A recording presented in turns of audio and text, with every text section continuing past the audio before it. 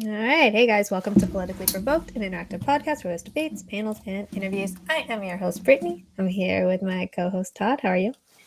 Let's see if it doesn't kick me off this time. I'm doing good, Brett. What's up, Justin? What's up, sir? How are you? All Doing right. great, Yeah. bro. So we are going to be debating black on black crime, and it's going to be some black on black crime. So let's just bring on our guest right now. Let's bring back Mr. Taj himself. How are you? Hey guys, Yeah. Hey, so Taj. doing good. Thanks for having me. Happy New Year. Happy New Year. Yeah. You want to introduce yourself? Tell people where you lie in the political spectrum and where people can find you. So cold, you guys. Yeah. Hey guys, my name's Taj John. I'm with the YouTube channel Bars and Joysticks. We do hip hop, video games, comics, and of course bars, like political bars, exchanging bars back and forth, like what we're gonna do tonight. So I'm excited to be here. I know I've been enjoying a lot of the panels. So doing a one-on-one has been a long time coming. Yeah, it's been a while. All right. Next up, let's bring on Mr. DeAndre. How are you? I'm well. How are you all tonight? We're losing people left and right is how we're doing. Can't believe we just lost Justin. Yeah, so same question. If you want to introduce yourself, tell people where you lie in the political spectrum and where people I can had find you. I had to what's make happening? sure that I took care of my racist internet before we started because it was acting stupid on me when I logged on to my computer when I got Well, home today. Looks like it got Justin instead. So But yeah, name's DeAndre Pace. I'm the host of the podcast on Spotify, Anchor, Radio Public. It's called Story of America with DeAndre Pace and my co-host Rhett Williams. I'm also the owner of Ministry Inc. website as well, which I don't use that one as much anymore. You can follow me on Facebook, and really our biggest one is Spotify right now, Story of America, and that's it. Alrighty. So here is what we'll do. Each person can give an opening statement. Can be as little as 1 minute. No. Oh my God! What the fuck is happening? All right. He's back. All right. Each person can. It keeps kicking me. It automatically will just close and then come back. It's like the weirdest thing. That's what it did to me earlier. The restream, it just I'm just It's saying, restreaming. StreamYard respect or StreamYard insurrection. Go ahead. Oh my God. All right. Well, each person will give an opening statement. Can be as little as 1 minute, no longer than 5, because Justin will get kicked off in that time frame.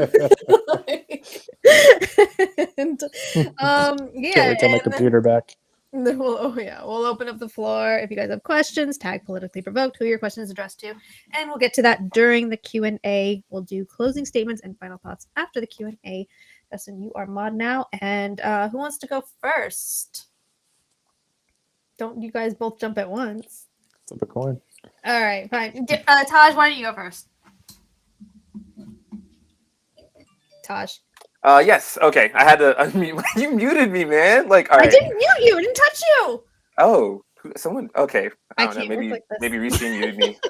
I'm annoying already. Holy shit. Record. Anyway. Yeah. So pretty much as we're talking about black and black crime, we kept it very broad, right? We're not we didn't say specifically the causes, not specifically the solutions, not specifically anything about it. We're just talking about black and black crime in general. So I think black and black crime is a really interesting term, right? Because when we hear black on black crime, I've never heard white on white crime. Seriously, I've never heard Hispanic on Hispanic crime, like Native American or Asian on Asian crime, But I've only heard black on black, and I've only heard it as a response to other issues being brought up. So when people bring up, say when BLM brings up things like police violence against black people, or the justice system, or institutional and systemic racism. That's when I hear black and black crime, black and black crime, black and black crime. But any other time, I don't hear it. I only hear it as a response to that. Just like how it's blue lives, just like when people say blue lives matter, they only say it as a response to Black Lives Matter. And except unlike blue lives matter, black and black crime has been around for a long time as a phrase. I feel like it's a phrase older than all of us on this panel. And I'm sure it'll continue living on in infamy for the years to come. So yeah, that's pretty much my thoughts on black and black crime. What's funny? It's a chat. Are they making fun of my glasses? No, I don't know. Go ahead, DeAndre. I did not prepare an opening statement because I haven't had the time, thanks to my boss getting COVID and making me do all the work. But uh, I talk and I write a lot about black on black crime issues because it's something that is impactful towards my community. I talk a lot about the issues with white people as well, but as I am not white, my voice doesn't really matter in the white community as much as it does in the black community.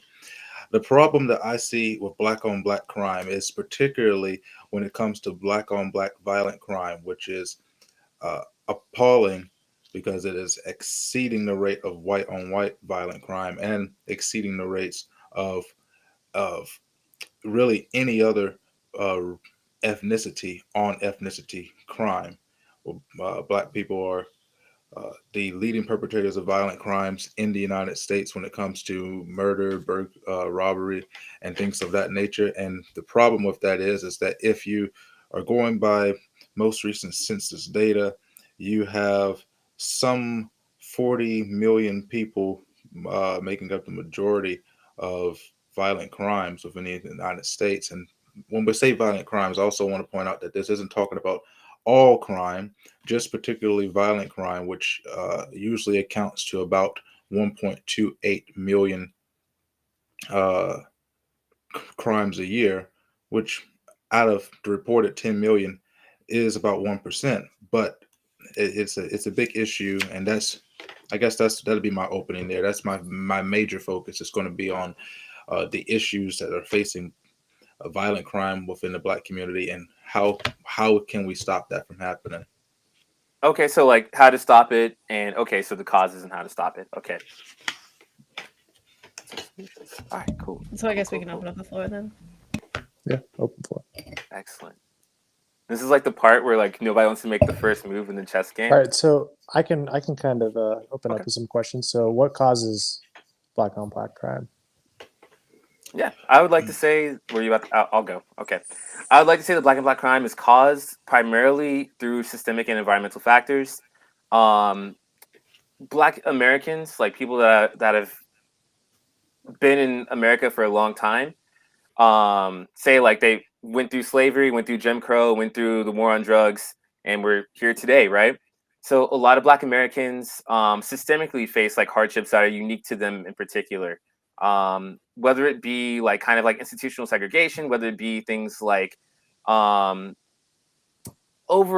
attentiveness towards like towards the Black community from law enforcement, whether it be like crappier schooling opportunities and like a lack of opportunities in education. It's like a whole litany of things, as well as like generational wealth. There's like a huge, really big generational wealth gap going on in the Black community compared to their white counterparts. And as we all know, environment causes crime. Pretty much like the crappier environment you're in, the more crime should be expected. I happen to disagree with most of that. Though environment is a big factor in the reasons why crimes might happen. I think when we're talking about things like Jim Crow and slavery and systems of that nature, I can agree to a certain extent that systems may be the cause of crime within the Black community, but it's not systems of Jim Crow or slavery, because what we saw during those particular periods of time, we did not have this problem with black on black violence. We didn't have this problem with black crimes, period. Are you sure that's true? During those times? Yes, 100%. What wound up happening, particularly in the North, was the exodus of black rednecks from the South up into the North. And this exodus, I would encourage anybody that really wants to talk about that to read Thomas Sowell's book, Black Rednecks and White Liberals, which is really puts this into a lot good perspective. But what winds up happening is that in the South particularly, you had these black rednecks, so to speak, that had a completely different culture, different mindset when it came to education, when it came to societal norms than did blacks that had journeyed to the North during those particular times. And when they started to come up there, you started to see a massive shift and changes in how the community was treated, how the crime rates began to rise, and to the point where it forced almost segregation up in those communities up in the north because of these black rednecks coming from the south. So there were issues and systems in the south from the culture, not from Jim Crow or slavery, because we had the same issue with white rednecks from the south that were coming to the north that were causing problems in white communities. So there's something about Southern culture during that time that caused this issue. And then when we get to the spike in the inner cities, what wound up happening there is mostly pop culture, and it's how it's completely changed the landscape of that. But you did not see this during Jim Crow or slavery. You didn't see this really degradation in black communities until about the first generation of welfare came about and completely disintegrated the black family structure. Yeah, I'm just gonna have to disagree with that. There's organized crime like not hundreds of years ago, but say like during the 1920s, there was black organized crime. 1930s, especially in places like Chicago, in places like New York and Harlem, there was still like a crap ton of crime. That was way before welfare and alphabet orgs were a thing. During like Great Society and the New Deal. So I'm curious, like where you're coming up with that conclusion. We're not talking about organized crime. Organized We're talking crime about and black on black mafias, crime, right? Do you think those they were aren't the like same organized thing. crime against white people, or do you think it was like against other black people Those aren't during the same 100 years thing. ago, during the 1920s?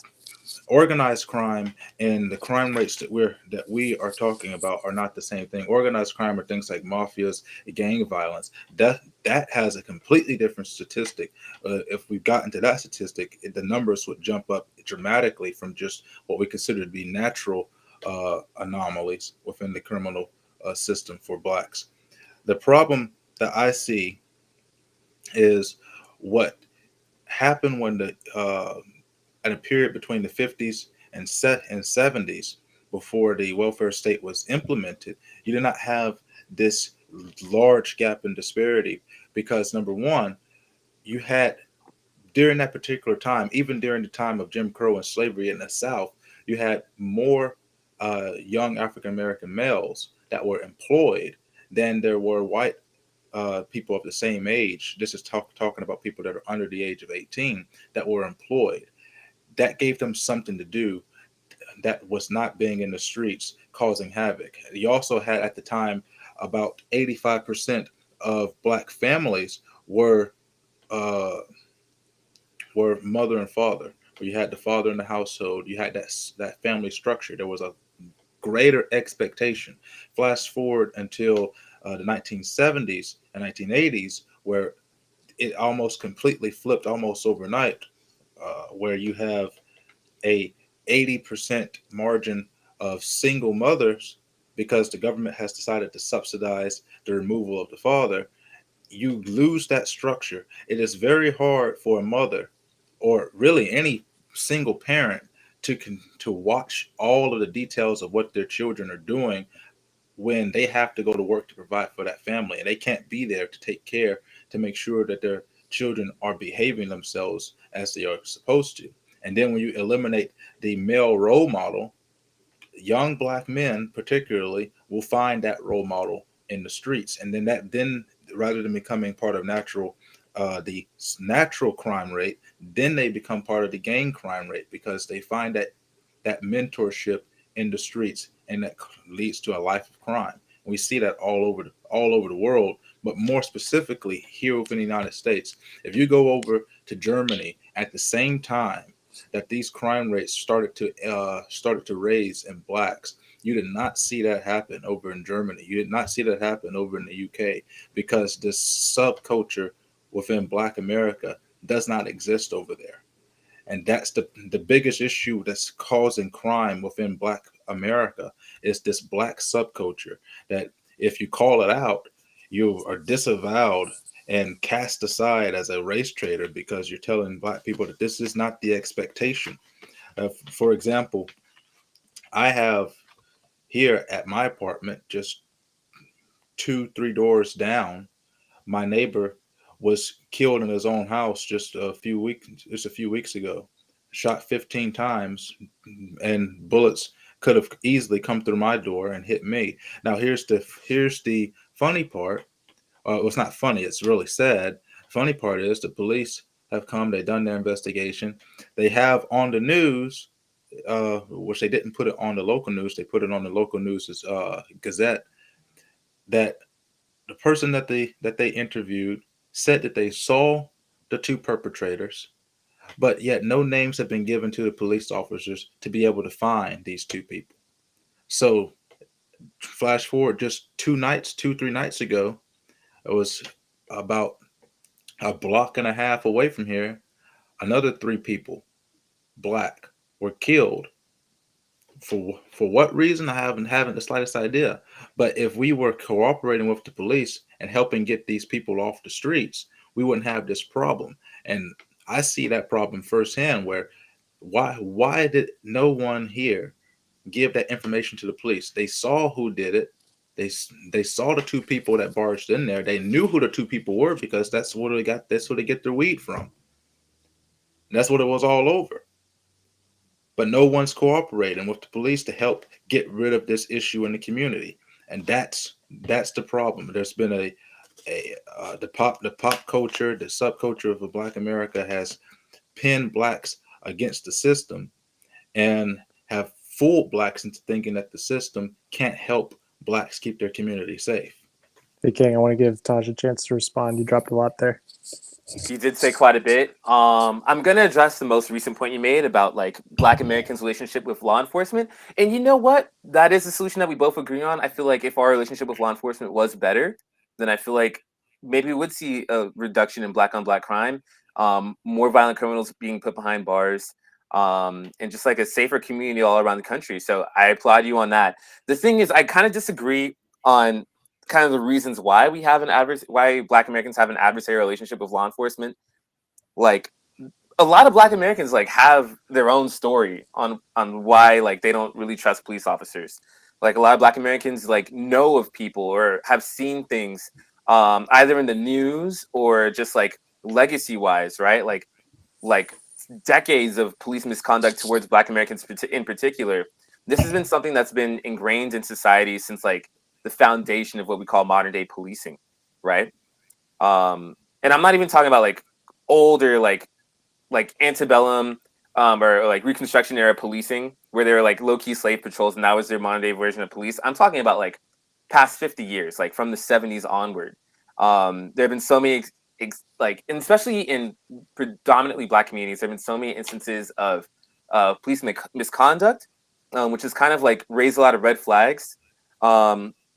So I think if there was more police accountability, whether that be like a stronger reporting system where people could report law enforcement, if we can abolish things like police unions, and have just like more community policing, and not I don't mean that anarchist community policing bullshit where it's like, oh yeah, I'm your neighbor, I'm just some lady that's your community watch lady. I'm talking about like where police are more involved in like a more of a public relations type of sense. Then I feel like we can have an erasure of things like that animosity between police officers and Black people. It's not going to happen overnight. It's not going to happen in the span of a year or even 10 years, but it can happen down the line.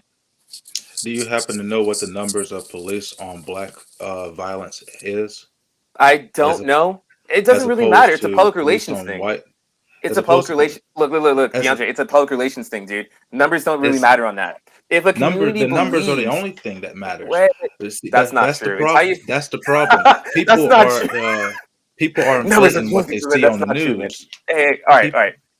Let me finish my spiel real quick, because you're asking me about the numbers, right? So I feel like I can easily look up the numbers. I feel like I've heard the numbers multiple times from people like Coleman Hughes and Candace Owens and like other people.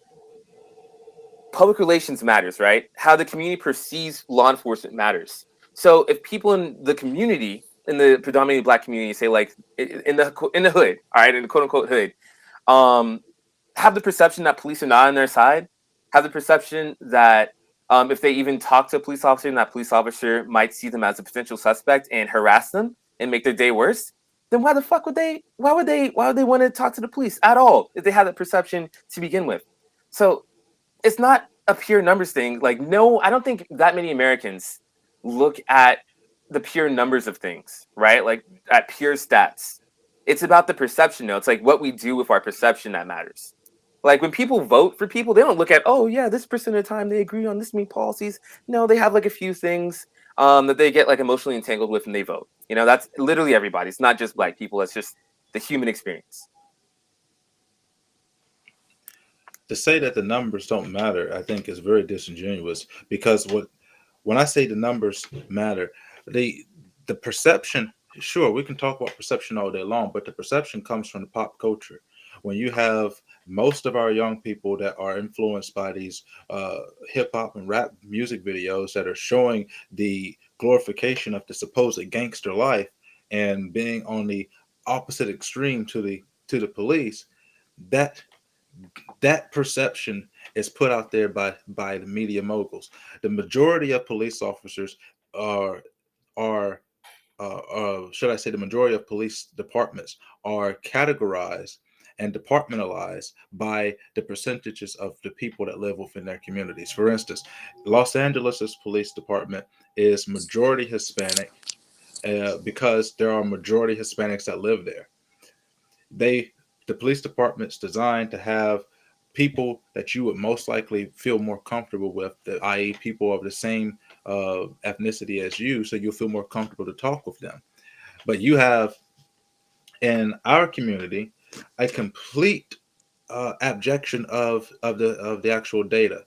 When you take a look at the numbers in 2017 were that of black people who were shot by police or assaulted by police in 2017, it was under 128, whereas whites were over 445. When you looked at unarmed blacks, which isn't the same thing as to say an unarmed black that is not dangerous, because you can be unarmed and still be considered a dangerous threat. DeAndre, one more time for the chat. Did you mean shot or do you mean killed? Shot. I mean killed. Killed? Okay, got it. I haven't said killed yet. Okay, I was just clarifying. Then when you look at those numbers, you see it was somewhere around 45, if I remember correctly. And then you go down even further to that, to those that were justified or unjustified, it comes down to somewhat of around about a billionth of a percentage point.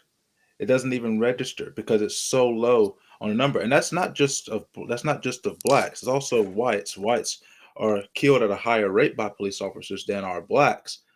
And the data shows that there was a Harvard professor who did the data, and his data showed that police officers were less likely to engage in violent skirmishes with blacks because they fear what the media perception of police officing would be if they were to get in those types of skirmishes with blacks. And they found that data from a Harvard professor who was also black who did that data. I'll be happy to link that later. But perception matters, but what matters the vast majority of the time is the numbers, because that's the reality. I mean, you can't change the reality of the numbers. And if we can get this perception of black people should not be aiding the police officers in their investigations and keeping our community safe, we wouldn't have this problem where, according to this, in Chicago, 75% of the murdered are black and 71% of all murderers in Chicago are black. We wouldn't have that problem if we can get rid of this perception that cops are out there hunting black people like this is duck season from fucking Looney Tunes, because it's just not the case. The numbers don't lie. Okay, yeah, the numbers, I guess numbers don't lie when reported accurately. All right, so a few things. When you say media moguls, I don't know if I like that point very much. Because when you say media moguls, I'm assuming you mean like in the past 10 years, the perception of like Black Americans towards police, right? But I mean over the last 60 years. Okay. That's debatable. Then. Like, I don't know if that's like takes things into account for things like the 60s, 70s, 80s, 90s. I don't think media moguls are being like, oh yeah, black people don't trust police. I don't know if that's how you're framing it, but that's just how it kind of sounds. Like, what your point was on that.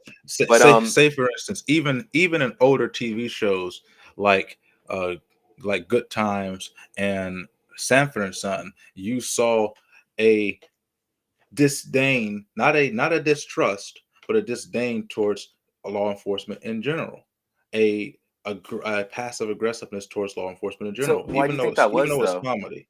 You think that's because media moguls were like telling black people not to like the It's police, not or because that's do you not think that's do you not what think that media the moguls were writers? telling them. What? That's not what media moguls were telling them. That was the general perception by the community towards Why police was that their officers. perception then?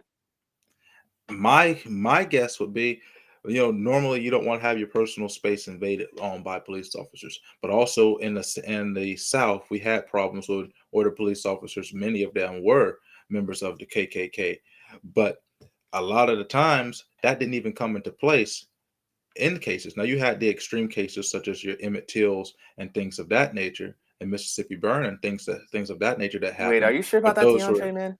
Because those things are just pretty much just like things like Emmett Till. That's like a that's an extreme outlier.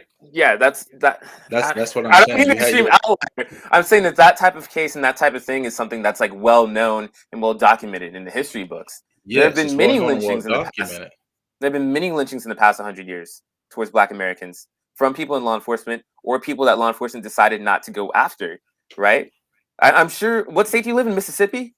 Yes. All right. I'm confident. I'll bet you like $50 that if we were to look up just like lynchings in Mississippi, that things that we'll hear about brand new like today, then thou I feel like we might be like staggered by that a little bit. There have I been don't many think so. lynchings and there have been many like unjust killings towards Black Americans from law enforcement or by citizens, everyday citizens that law enforcement decided not to pursue afterwards or investigate. Um, so yeah, what I'm pretty much saying with that is that like I feel like Black people's animosity towards police officers, at least in the past 100 years, is kind of it's kind of justified in a sense, right? Like, let's say when and a lot of Americans remember the '60s. Like my parents grew up during the '60s.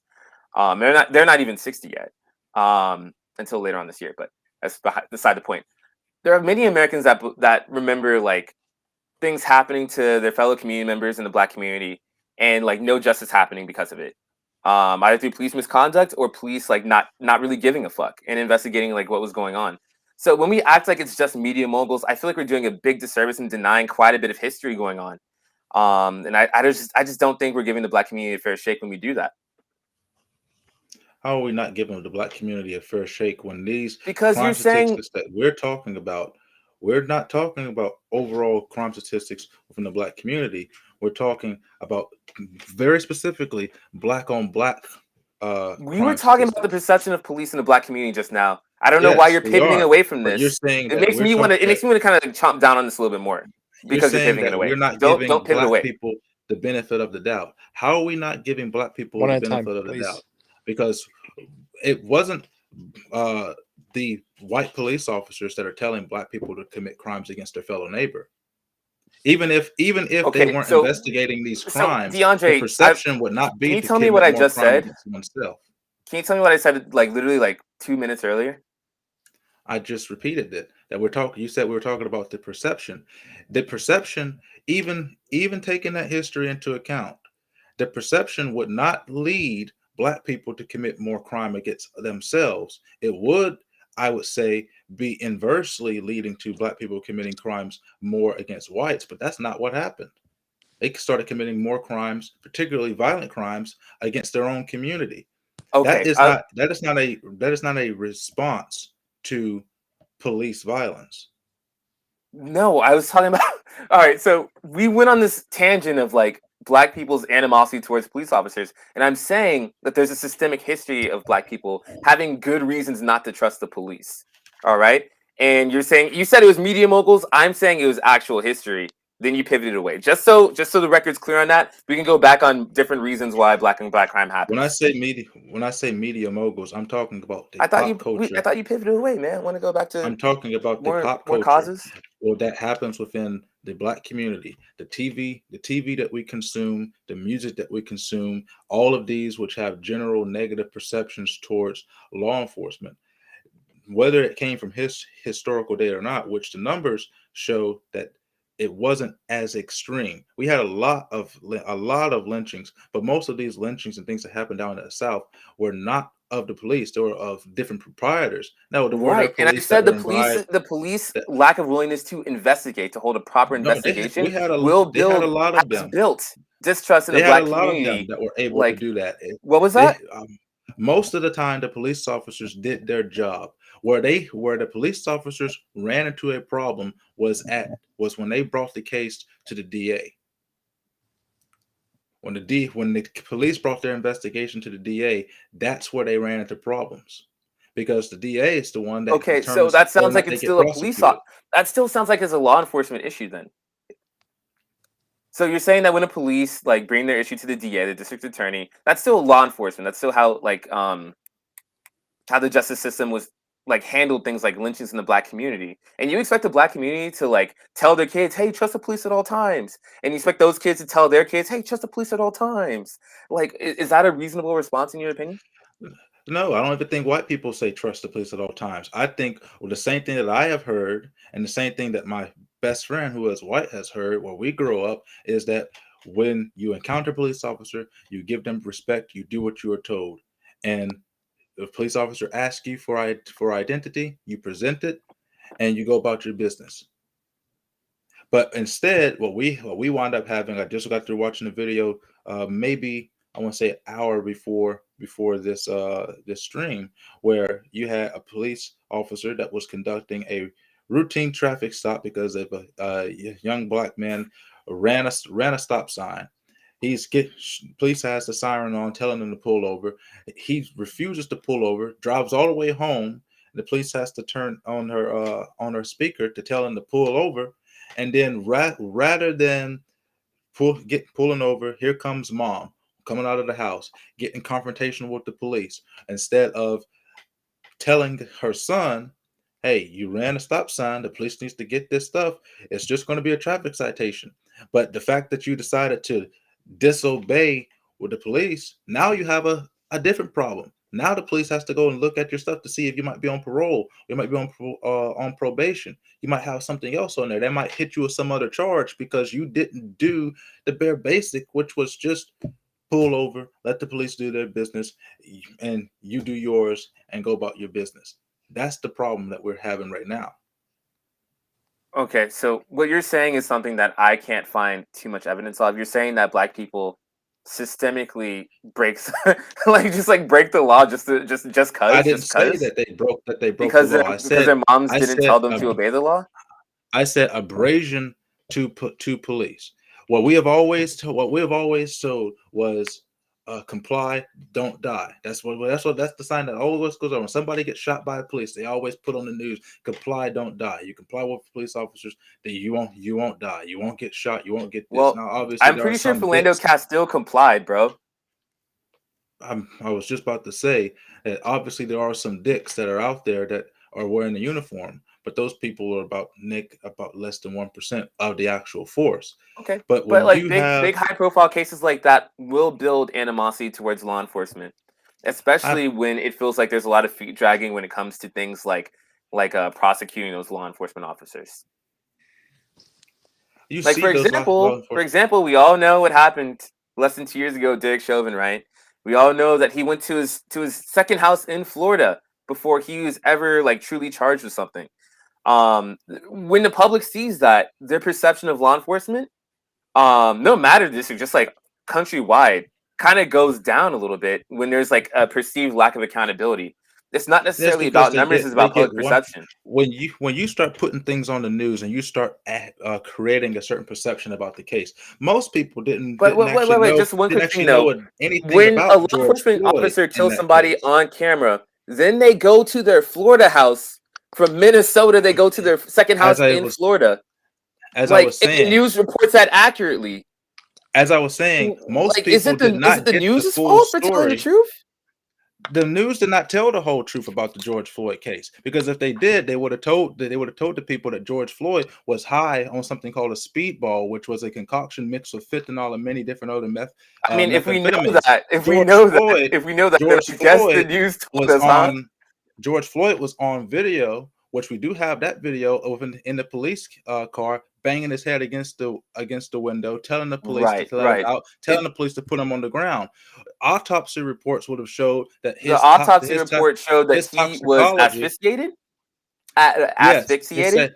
It said it showed asphyxiation. Oh, yes. So what does the speed matter? There was another toxicology report that was done prior to the one that we got in the public that showed that he was dead from a overdose, because technically it is impossible to asphyxiate from the rear of the neck because the windpipe is in the front. Then why did any report say it was death by there was a report that said that, but it wasn't reported because we needed to have something. So you're saying that one report lied and the other report was? I'm not saying that one report lied. I'm saying that one. But you're saying that it's impossible to die from having like a knee on your neck, right? Can I ask a question? Go ahead. Is it possible that it was both? It's my perception is that Floyd was already a dying man. The police officers sped up the process. So you think that if like Floyd went on with his way, right, with no police involvement, he would have died pretty much in like a 30-minute window of when he actually died? Yeah, he had enough fentanyl in the system to kill an elephant. That's what the toxicology report said, man. The toxicology report said he had enough fentanyl in him to kill an elephant. He would have died within 10 minutes after the police officer's encounter. I'm open to Justin's comment of saying that maybe it's a factor of both. His heart rate was through the roof. He was already bleeding profusely from the nose before he even got on the ground. There was not a puddle of blood. I didn't say a puddle of blood. I said he was already bleeding from the nose before he even got put on the ground. Profusely from the nose. What does that imply? That doesn't mean that there's a puddle. I mean, he's not dripping out of the nose. That blood is coming from his accelerated heart rate. You don't get that instantaneously from pressure on the back of the neck. Yeah, it's called his heart rate because of the fucking drugs. George Floyd also is maybe a really scary and traumatic situation, huh? No, it wasn't a scary and traumatic situation. When he complied at first, and then when he got out of the car to be put on the ground, that's when the scuffle started. Everything leading up to him getting on the ground, he was cordial until he started banging his head against the window in the back of the police car and asking to get out. DeAndre, is your opinion that the police handled that situation correctly? No. Okay. My opinion of it, I still would have charged him, but I wouldn't have charged him with first degree. I would have charged him with second, because I didn't see premeditation involved in that. Okay. I don't think the police officer should get off for that, but it should be noted that Floyd had a lot of problems with him that led to that issue. And he, in my opinion, due to the toxicology report and the fact that he was high on fentanyl, would have been dead with or without the police's assistance in that. And the police definitely sped up the process. But when you have big stories like that getting there, and you're only getting bits and pieces of the story, you're starting to see a whole bunch of issues like that. And then another example, you have the Jussie Smollett story, where you get bits and pieces of the story. Now we get the whole case together, and before the investigation's even over, Black Lives Matter comes out and says that they agree with Jussie. The police didn't do proper investigation. Wait. I want to push back on that a tad bit. All right, the person that said it was one person that used to be someone, like it used to be some sort of official in the Los Angeles branch of Black Lives Matter. It's not Black Lives Matter, the org as a whole, at all, that said that thing about the Chicago police. I just want to make that clear. All right. And with any movement and with any org, there's always going to be like people that are going to be purists, and that's sometimes perhaps they're known to talk out of their ass. Like, I think that complaining about the entire Black Lives Matter organization because of one individual that's not even like an official in that org anymore is a little bit ridiculous. That's not the reason why people complain about the Black Lives Matter organization. Black Lives Matter. Well, you made that complaint just now. No, I didn't make that complaint. I made that was one of the statements from the Black Lives Matter organization. That wasn't the org. That was somebody who used to be an official in the org, but is no longer a member of the Los Angeles branch of Black Lives Matter. Then you had at the same time the Black Lives Matter leader of the New York branch, who threatened violence on the streets for the new mayor-elect of New York. I think his name is Eric something. I can't remember his last name. No, not Eric. Eric Adams. Eric Adams. Gosh dang, yeah. I don't know why I said shit. He threatened violence against the on the streets in New York if he decides to refund the New York Police Department or put the anti-crime unit back on the streets. That's the message that these supposed black leaders within our community are giving to them. Yeah, Hank Newsom, that guy. He's been on Fox News as well. Sorry, I'm not going to get involved with Q&A. Go ahead. And so you have all of that negative perception, but the majority of the problem that people have with Black Lives Matter, the organization, actually comes from the Black Lives Matter founding mantra, which they have since deleted from their page. But good little me, I saved this some years ago when I first read it. Please bring it up. Let me go ahead and pop this open here if I can find it here in my downloads. All right, chat. Here we go, right here. Go to my PDF viewer. And here's the issue that people have with Black Lives Matter. Black Lives Matter. Can we, Brittany? Do you know if we can share the screen real quick? Can you bring it up on your screen, DeAndre? Sure.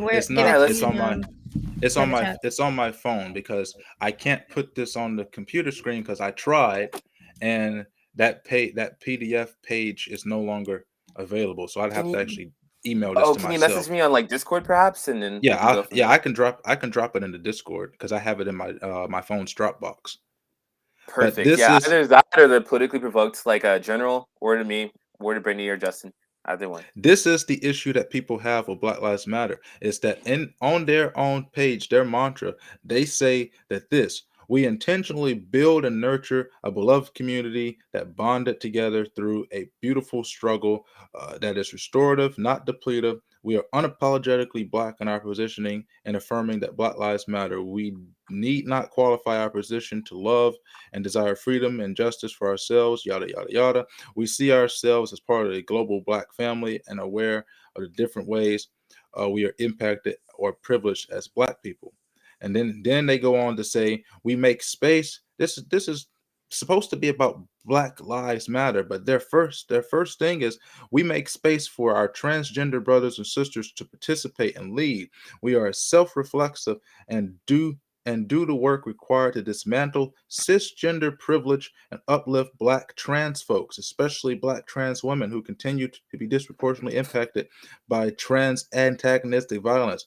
We build a space that affirms Black women and is free from sexism, misogyny, and environments in which men are centered.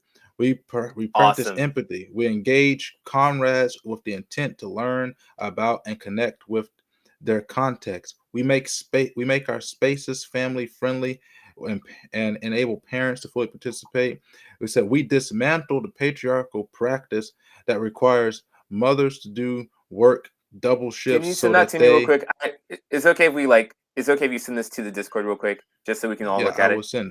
I will send that before my phone dies. But all right, thank you. I appreciate it, man. I just want to go over. Is this the first you're hearing of this, Taj? No. It's like every time this gets brought up, I have to re-explain English to people. Okay. So I want to do it where we can all read along.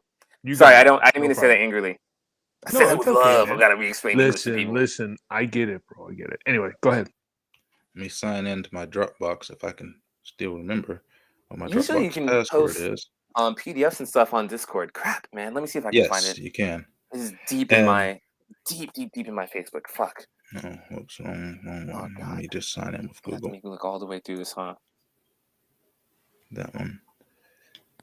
Okay, yeah, my computer's not going to load up fast enough. What's the issue with the terminology? Are you saying that it didn't say what he's alleging, or are you saying that they meant something different? I'm not going to address the points where there are grown Black men that seem to be worried about trans and female Black people. I'm going to just point that talks about the. What's up? I haven't even finished reading it yet to the point. I know. I just want to go over it on stream where everybody can look at the text, because if we like do it back and forth without seeing the text right in front of us, then I'm gonna lose people. Let me see if I can post it in Discord. All right, I probably have it. Yeah, I have the old one. And which one am I finding? The old one? Because I am Ricky old Sauce. I have 2016. All right, hang on, I'll be back. All right, thank you. I appreciate it. While man. he looks for that, Taj, can you explain why there's an emphasis on Black trans women?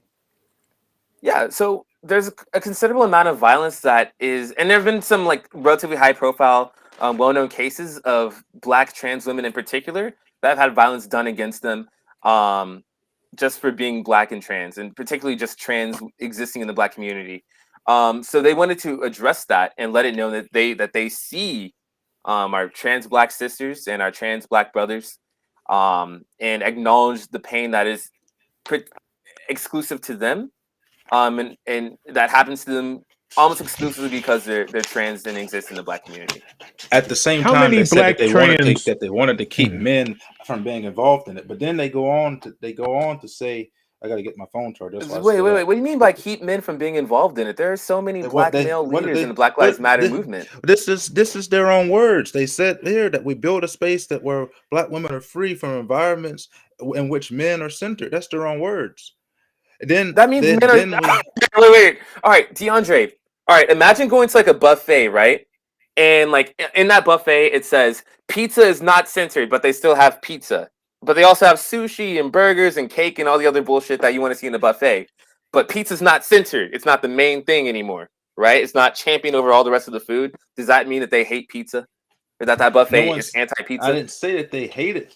That they hated men. I'm saying that they. This is why I don't like having to explain English to people. Just because you don't censor something, does not mean that thing is no longer valued or no longer visible or no longer. Let me continue. Let me continue reading. You keep interrupting before I can even read. You said that like it was some big. This is their own words. So I wanted to address that. This is their own words. If you continue reading, we disrupt the Western pre-prescribed nuclear family structure, requiring support of our extended families and villages and the collective care, especially for children, to the degree that mothers, parents, and children are comfortable. And that entire sentence, the father, is not mentioned at all. You get rid of the Western nuclear. You get rid of the nuclear structure. Let King finish, and then you'll have a chance. Okay. He says a lot of things I have to address all at once. Yeah, you get rid of the nuclear structure, as I just talked about and spoke on. The nuclear structure is really what was preventative in Blacks becoming a statistic on the FBI's crime charts before the welfare system got involved and eliminated the father from the family structure. Now, their entire focus is to completely dismantle and abolish the nuclear family, promote more single mother households, and more disarray.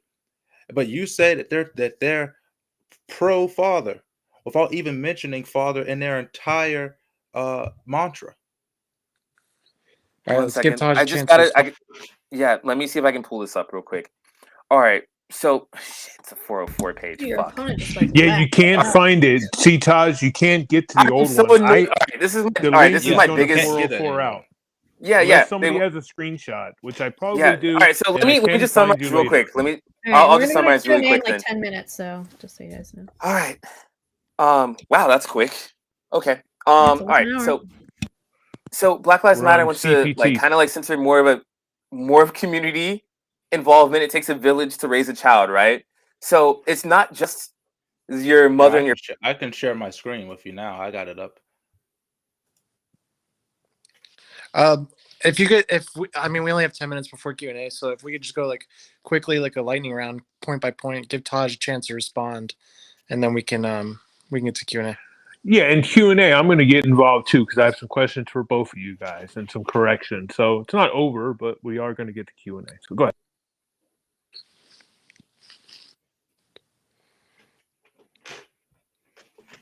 What happened? I don't know. No, I just went to go put my phone on the charger. Taj looks frozen to me though. His hand is still in look frozen. Yeah, his hand, or he's not moving. I think he is frozen. He's definitely Taj, you there, brother? Finally, racist internet is going. The racist internet has attacked again. Yo, but it's funny because it did attack last year every single time. And now it's happening to white people. I'm very happy about that. I'm very happy. Well, Justin has been affected by the racist internet. Justin is too much of a Timmy, sympathizer. guys. He is little Timmy, and they are coming for you, and it's all true. So I'm just saying, my debate tomorrow. I'm gonna use that. You guys gotta see what Xander Hall did though. It's on my Twitter. It's so fucking. I'm gonna go look. He's been going on Omegle, which I want to do on our pop-ons. I want to do a little segment where we have the people on our pop-ons and we go on Omegle and fuck with people. That'll be kind of funny. But he did it, and some guy's like, "Hey, are you racist?" He's like, "Yeah, I'm racist. Like, I hate crackers." And they were doing a cracker like N-word like battle. Like, go what? The only thing with Omegle is if we do that, we don't do it live because there's a lot of dicks on Omegle. No. You know what I just realized? That I want to get off of Twitch. Yeah, she doesn't know that they showed the dick pics and shit, so she'll find out. But like I wouldn't do it on YouTube. We can do it on Odyssey. Is it okay to show dicks on Odyssey? Yeah, who the fuck says I'm cool with dicks on whatever fucking platform this shit is, I don't dude? know. Like, what the fuck? End? Yeah, maybe I'm that'll hoping be that like... we don't see any. I've never been on Omegle too much. I used to troll on Omegle. I've seen a little bit, but yeah, I'm hoping that back when I was working for Paul Miller, Gypsy Crusader, back in the day. Oh, I'm sorry, I wasn't supposed to say that. Anyway, I'm kidding. Where the fuck is Taj? He said 1 minute. The only time I ever got on Omegle was back when Smash Brothers for the Wii U came out, and I was spoiling it for people who didn't have it. So I would play the screen and just spoil it for people. That was funny.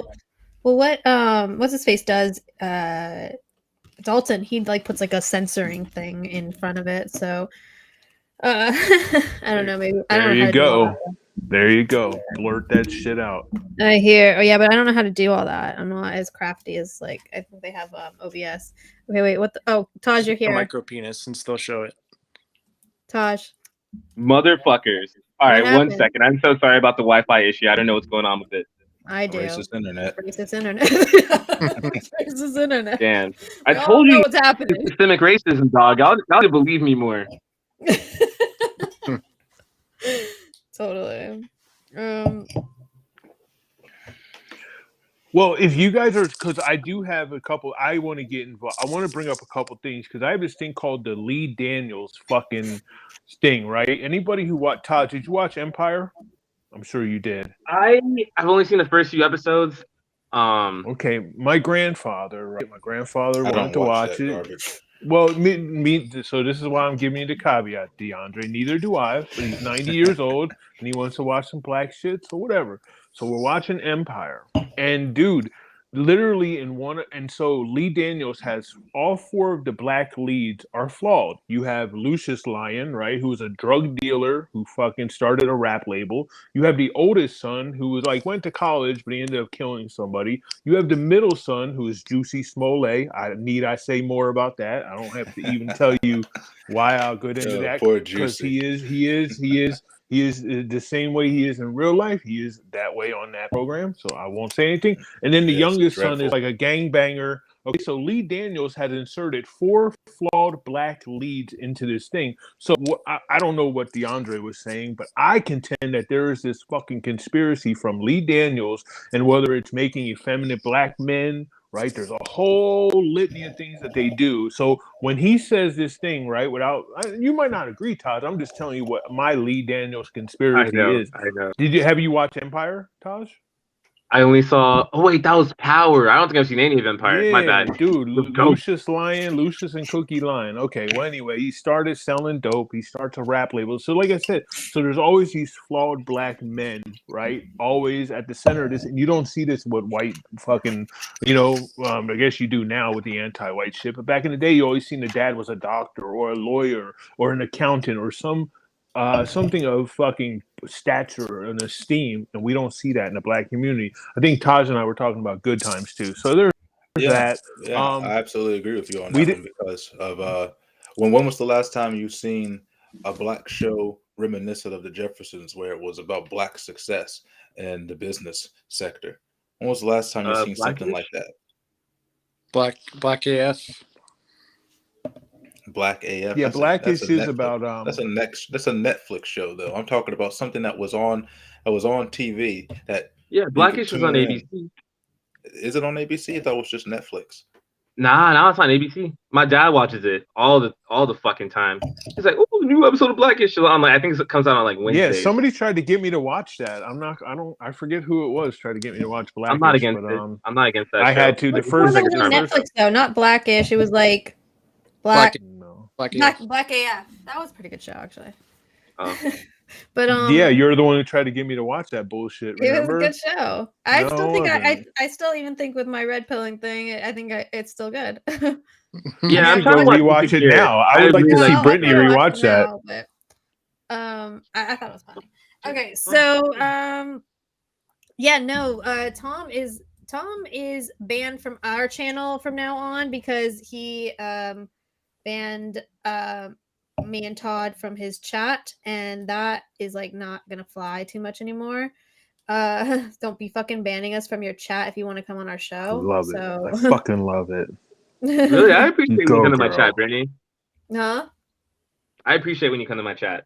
Yeah, that was fun that one time. Except with OV, that he was entertaining until the wind chime comment. Let's not go. Yeah, OV is no longer coming on. Yeah, he'll be coming around. So, anyways, okay. Back to where did you guys leave off? Because we are. We were talking about the Black Lives Matter, and I think right before my shit just shitted on me. I think DeAndre shared the screenshot with me. 1 second, please don't do this to me, Steam. You need this Spotify. I know you're gonna pop up soon. I had to restart the computer. Yeah, so pretty much my issue with that when people bring that up, especially conservatives. All right, when it says dismantle the requirement for the nuclear family, it just means like lowering the barrier for success among like families of different stripes that aren't the nuclear family. So say you went to like a school, right? And the school had a new rule that said dismantling the requirement for a backpack. Then that means that there's going to be like tools in place systemically in that school where you don't need that backpack to succeed. And it's not as hard for people without backpacks, but it doesn't mean you can't bring a backpack. All right. Like you can be a fan of BLM. Are you serious? So we're disconnected, right? Okay. You can be a fan of Black Lives Matter, the org, or the movement, and not hate nuclear families. I'm a single living on my Bruce Wayne bachelor life right now, but like one of these days I do plan on having a family and being the father of a nuclear family. And like I'm not anti things like that. Well, my point was not to accuse you of being anti that. My point was if and I also have a contention on that, is my point was they claim that they are for the Black father, but they don't mention the Black father at all. They want a space that is not centered with men. They don't talk about the Black father. They want to destroy the nuclear family, and you say that they want to make it more accessible. My contention with that is in the Black community, when over 90% now is single mother households, what more is there to create accessibility to? The family structure is gone. It's broken. So when they say dismantle the requirement of the We can't hear you, Taj. Yeah. What Unbelievable. guys... Hold on. Wait, let's see what's going on here. Yeah. I have the volume up. Okay, can you guys hear me now? I don't know what's going on. It was better on your other thing, I think. What?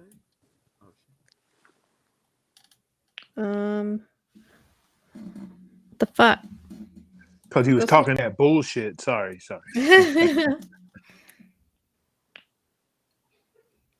Yeah, maybe wrong mic. Oh, me. I'm on the wrong mic. All right, let's Oh take a look. my god. Sorry, 1 second. Yeah. Audio. Let's see here. Let me see, because we had a super chat. Oh, what's this? Sprayed towards Joe Rogan. We can hear you, but barely. No, we cannot hear him at all.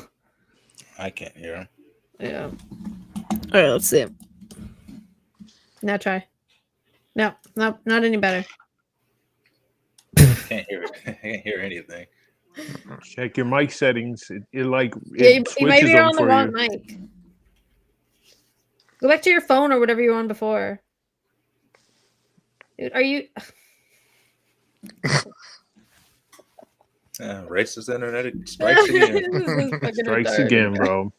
This is just him now. This has nothing to do with his internet. It's just him being retarded. I hope I haven't flustered you too much, Taj. Wanted to show you guys. Oh my god. Oh my god. All right. Can't hear you still, bro. I can just fill in for him. Oh, the system you can't. is You so would have bad. to fill in for DeAndre if you're filling in for somebody. So bad. Yeah, I can't argue the other positions. I can never Yeah. argue systemic racism. I would never argue pro. There's just certain things I would never argue anyway. I'll read Neon Nora's super chat really quick, and thank you very much for the super chat. Said, do you think blacks would do better under a very authoritarian, segregated society where all the intelligent ones make the rules? No. All right. Let's see what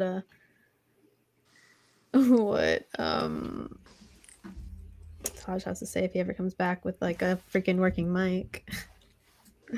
All right. Shit, man. Yeah, you're gonna have to read Hitler's. Yeah, I'm gonna have to read those now. You don't have to do it now that Ovi's not around. Ovi will not be. I would Your gladly microphone read still those to isn't get rid working, of. my friend. Yeah, so that's gonna be. I think you could do it really good though. Shit, man. Oh my god. Okay. Brittany, what are you laughing at? Why are you laughing at that? Anyway, I'm fucking with you. Go ahead.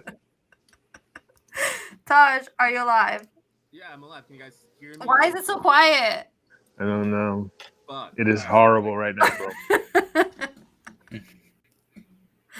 I swear. You know, normally when I hear Taj in the pop-ons, his mic is too loud. Now it's too quiet. I know. Too loud. There was one night he was muted for like an hour and he was drinking a lot. And he thought that Brittany muted him, but he muted himself. Yeah, Brittany has not learned how to mute yet. So But not that much. I did. I learned how to mute. Oh, I didn't know because you never I have do. learned how to mute, but I did not mute Taj. Because we're No, I'm kidding. Kind of holding up our whole show here, Taj. Come on, Taj. Yeah, Taj. Way to fuck everything up, Taj. Oh, there he goes again. All right, let's see what happens. Hi, Taj.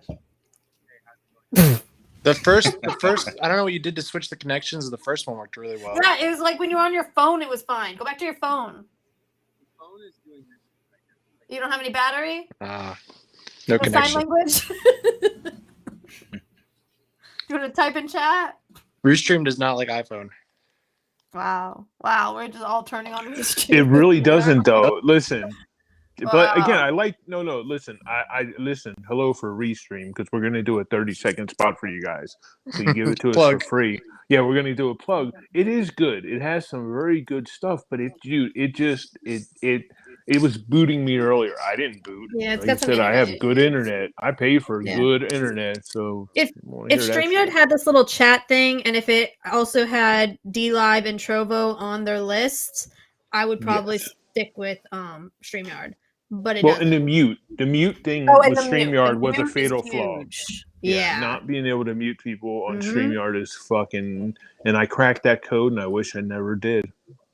We need to bite the bullet and go to OBS. We just need to do a crash course. Yeah, I need to learn how to use OBS. Stop trying to make fetch happen, Justin. Taj. Taj.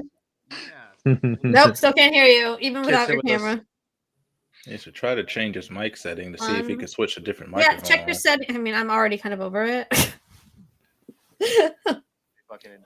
Yeah, well, so DeAndre, what about qualified immunity? Do you have a problem? Because a lot of during 2020 they wanted to get rid of qualified immunity, and I think there is somewhat of a problem like Philando Castile was really the only shooting I had a problem with because he had a concealed weapons permit. Now that wasn't, well, thank God it wasn't a white cop, right? He was Spanish or whatever he was. We had a shooting in Palm Beach County. Fucking kid was just pulled over a car, and a Palm Beach Gardens cop shot a kid. I can't think of the kid's name. Really nice kid, had his drums from church in his car. So these things happen every now and again, but it's literally less than getting struck by lightning. Well, literally more people die from getting struck by lightning than they do by getting shot by the police. So I don't think it's this existential threat. But as again, a matter of fact, I have that statistic on that. And when it comes down to it, looking at the number for Black people that get killed by police officers, the number that I did the math. This was about 2016. I did this math. The number of Black people that get killed by police officers in relationship to the population is 0.0004483246815. Repeating percentage points. White people is about the same. It's about 0.0002.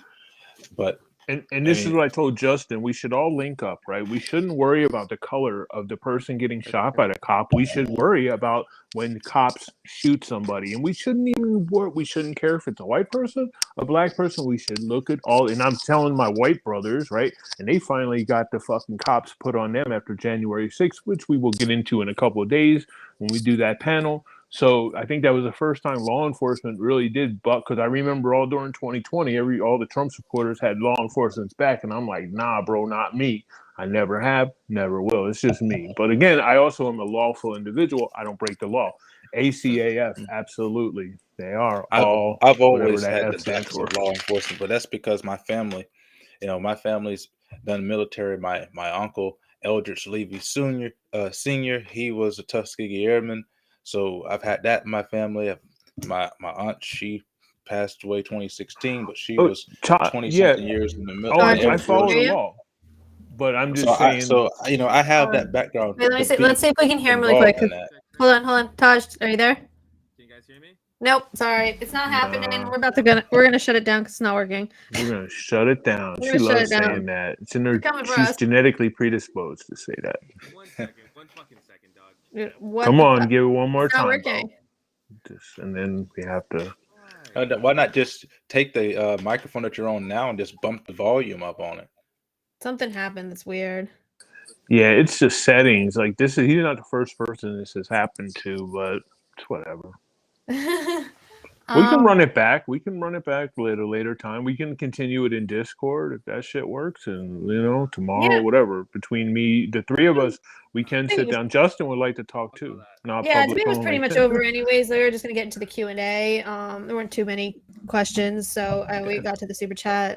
Well, we can do a panel too. We can invite Taj back, right? Well, Taj, you can't answer the Q&A, bro. You're saying in private chat. It's over, Taj. It's over. It's over, bro. You fucked up. You fucked up, Mel. But we can have a panel later. We'll invite Mr. Pace. Yeah. We can even bring Pone on. Pone is on your side, Taj, and then me and DeAndre could fuck y'all up, and Justin would probably agree with you guys. That's called manslaughter, Todd. It is. Yeah. So tomorrow night, I'm going to be doing a debate on modern day debates at 9 p.m. Eastern on immigration. It'll be my first debate against Xander Hall. And we expect everyone to be there, showing support for your girl. Cheering me on, even if I'm fucking it up. That's right. We're going to be there and support her with MDD. Yeah, and then at 11 p.m. Eastern, we have a debate over here. It's going to be on the U.S. involvement in Ukraine. Thursday, we have a debate Thursday is our January 6th panel. So that'll be starting at 8 p.m. Eastern, and we will have Flamenco will be joining us, Sansa will be joining us. I think BNC will get there. So we'll be doing, the topic will obviously be January 6th. Friday is going to be CTV, and Kai Clips will be debating UBI. Saturday will be our first pop-on drink and chat of the year. That should be lots of fun. And then Sunday we might do our Cobra Kai review. So we'll see. There you go. Busy week. Yeah. Busy week. Yeah, so Justin, you better finish your Cobra Kai. I'm gonna rewatch it again. I'm gonna go freshen up for this debate tomorrow. And yeah, we will see you guys then. So good night. Sorry this all had to happen, but let's all blame Taj, and that's that. Good night. Thank you.